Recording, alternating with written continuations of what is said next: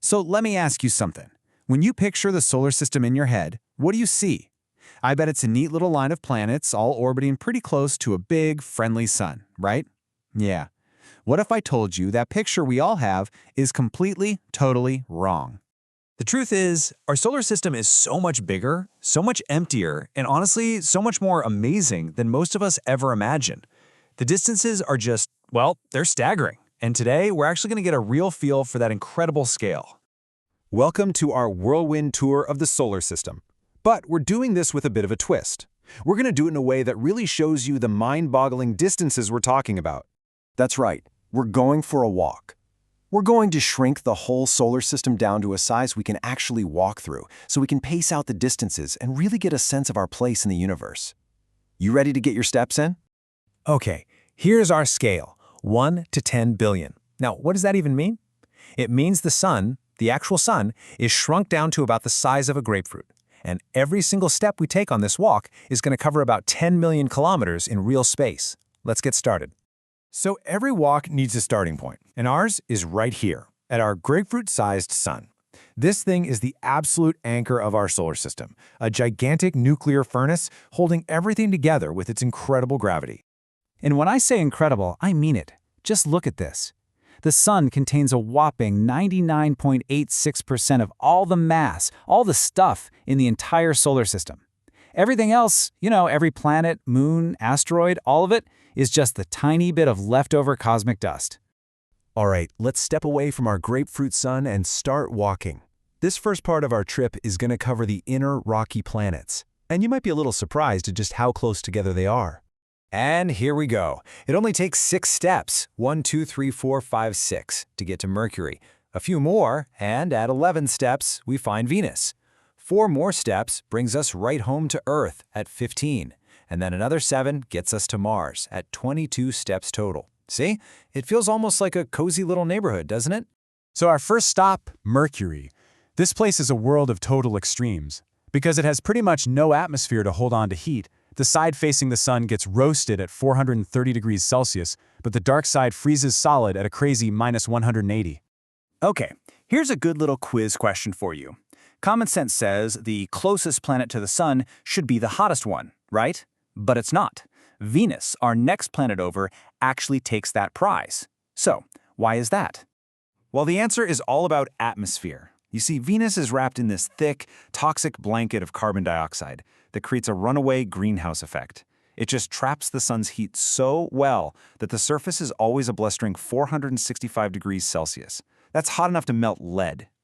And if you think that's weird, check this out. Venus rotates incredibly slowly and backwards. It's so slow, in fact, that a single day on Venus is actually longer than its entire year. Yeah, go ahead, try and wrap your head around that one.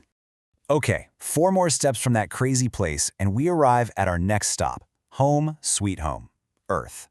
We are just perfectly placed in what scientists like to call the Goldilocks zone. Not too hot, not too cold, but just right. This allows for the one thing that makes our planet so special, liquid water flowing on the surface. That's the key ingredient for life. And at 22 steps from the sun, we reach our last stop in the inner solar system, Mars.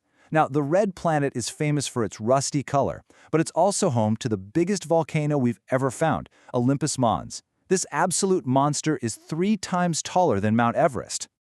Okay, let's take a quick breather here. We've walked just 22 steps, and we've already visited 4 whole planets. Now, between us and the next planet is the asteroid belt, this huge ring of leftover rubble from when the solar system was born. This is the great divide between the small inner worlds and the giants of the outer system. And trust me, I call it a great divide for a very good reason. Because this next part of our walk, this is where the true scale of the solar system is really going to hit you. The nice little neighborhood stroll is over. Now the long trek really begins. So remember, Mars was at 22 steps. To get to our next destination, Jupiter, we have to walk all the way to 78 steps. That is more than 3 times the entire distance we've traveled so far, just to get from one planet to the next. The emptiness is huge. And wow, what a destination! Jupiter is the undisputed king of the planets. It's a gas giant so enormous that you could literally fit all the other 7 planets inside it with room to spare. And its famous Great Red Spot? That's a storm that's been raging for centuries, and it's bigger than our whole planet. Feeling tired yet? I hope not, because our next leg of the journey is another absolutely huge one. We have to walk another 65 steps, all the way out to 143 steps from the Sun, just to reach the jewel of the solar system, Saturn. Now, everyone knows Saturn for its beautiful rings, right? But it's got another awesome secret. It's the least dense planet of all. It's so light for its size that, like the saying goes, if you could find a bathtub big enough to put it in, Saturn would actually float. How cool is that? From here on out, the emptiness of space just gets bigger and bigger. We have to more than double our entire walk so far, trekking all the way out to 287 steps to get to Uranus. This ice giant is a real oddball that got knocked over somehow, so it spins on its side. And we're still not done. To reach the final planet, we have to walk even farther, all the way to 450 steps from our grapefruit sun. And out here, we find Neptune, the windiest world, where supersonic storms rage faster than a fighter jet. Okay, deep breath. We've walked 450 steps. We visited all 8 planets. But you know what? Our solar system doesn't just stop there. Our journey is about to take us into its most mysterious and distant regions. Way out beyond Neptune, we find something called the Kuiper Belt. Think of it like a second, much bigger, much icier version of the asteroid belt. This is the home of countless frozen comets and dwarf planets, including the famous Pluto. And if you think that's far away, our solar system has one last mind-blowing secret. Surrounding everything we've just walked past is a giant spherical shell of trillions of icy objects called the Oort cloud. It is so vast, so unbelievably huge, that it reaches almost halfway to the next nearest star. It just goes to show you, even after our 450-step journey, we've barely even scratched the surface of our own backyard. Makes you wonder, what else is waiting out there in the dark?